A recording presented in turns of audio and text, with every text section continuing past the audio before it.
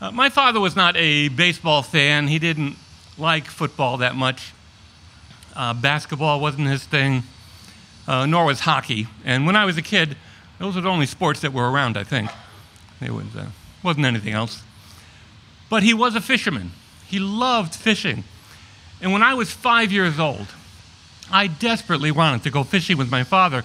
But every time I asked him if I could go fishing with him, the response was always some form of, well, when you're a little older, not quite yet, maybe someday. But I was 5 years old, and I took every opportunity, and sometimes even when there wasn't an opportunity, to ask him again and again and again, could I go fishing with him?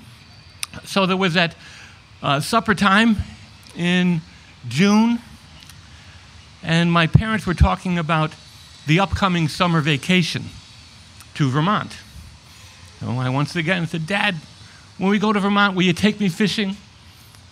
And he looked at me and he said, well, if you're going fishing, you're going to need some stardust.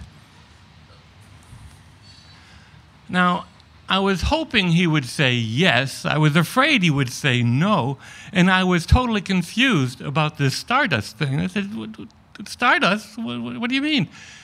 He said, well, all fishermen know that if you have stardust on your fishing pole, the first time you go fishing, you are guaranteed to catch the first fish.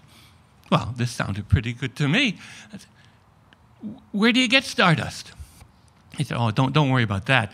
Your Uncle Harrison knows everything there is to know about stardust, and he can fix you up. So just write him a letter, and he'll fix you up. Now, my Uncle Harrison lived in Vermont, and back then, my family, every vacation was to return to Vermont, to my mother's childhood home, Ma's house in Quarryville, Vermont. And it was an amazing experience because my mother was one of 9 children.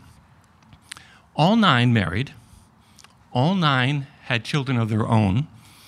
And every summer, all 9, with their spouses and their children, made the pilgrimage to Ma's house. So Ma's house from May until September was this great confluence of aunts and uncles and cousins coming and going. It was a wonderful extended family experience. And on those vacations, my father would go fishing with his brother-in-laws, my uncles.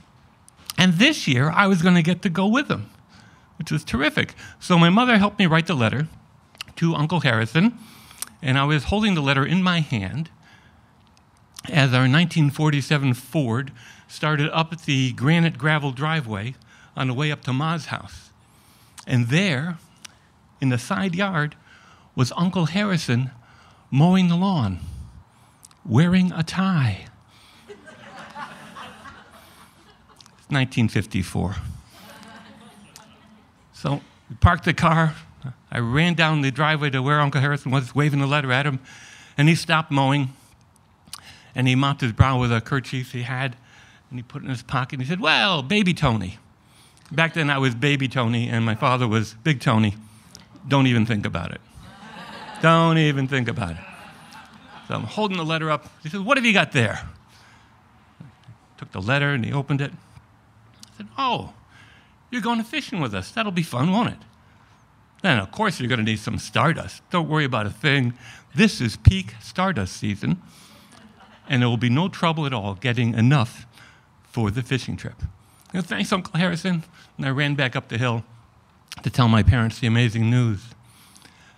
A few days later, I'm in the yard next to the orchard, and I'm playing with my sisters and my cousins, and we're having a good time.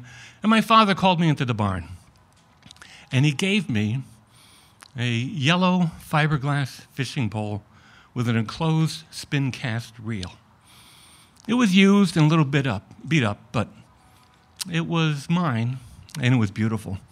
So my father showed me how to use a spin cast reel, and then he said, Tony, you have to go to bed early tonight because tomorrow we're going to get up before dawn to go fishing. Oh, man, this is great. And he said, now, before you go to bed tonight, you make sure you put your fishing pole at the foot of your bed so Uncle Harrison can come in during the night while you're asleep and sprinkle stardust on the fishing pole. Has to be done at night. Well, it sounded reasonable to me. So I went to bed so early that night, it was still light out. I could hear my cousins and my sisters playing in the yard, but eventually it got dark.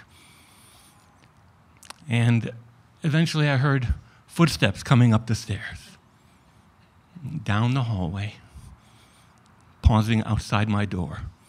And I pulled a blanket up over my nose, and I'm pretending to be asleep, like kids do, with the eyes half open.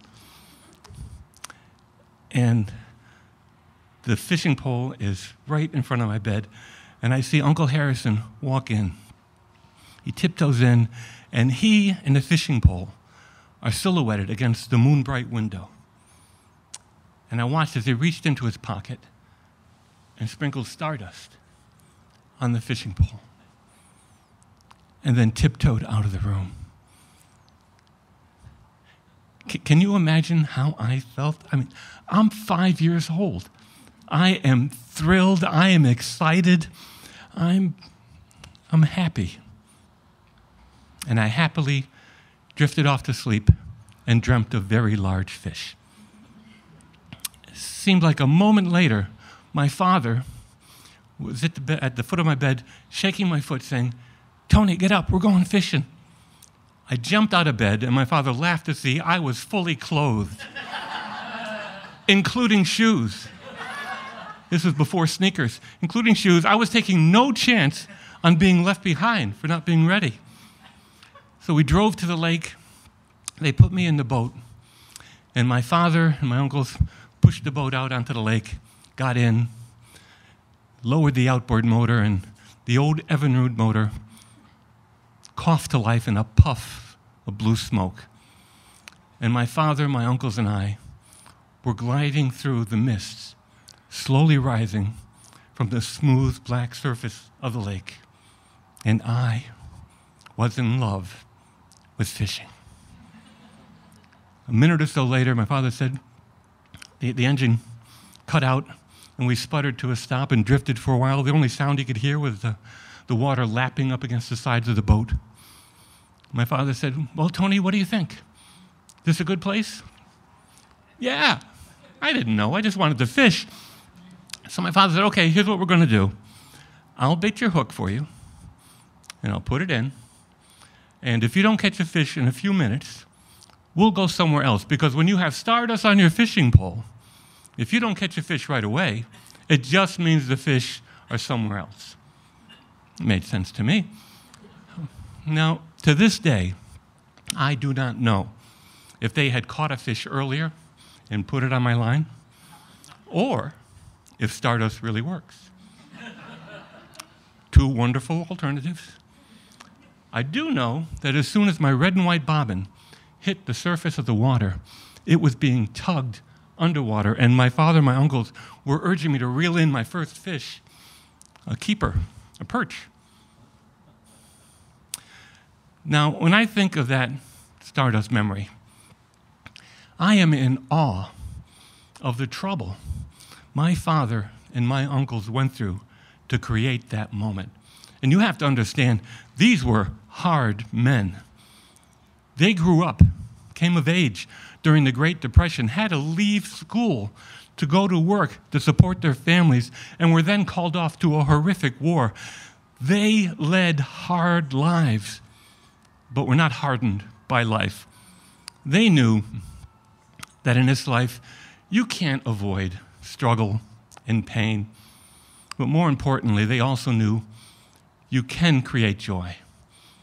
So, take some advice from my fishing buddies.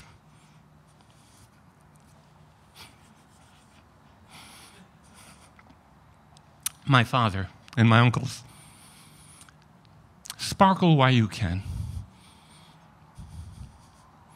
Make memorable moments. Be someone's stardust. Thank you.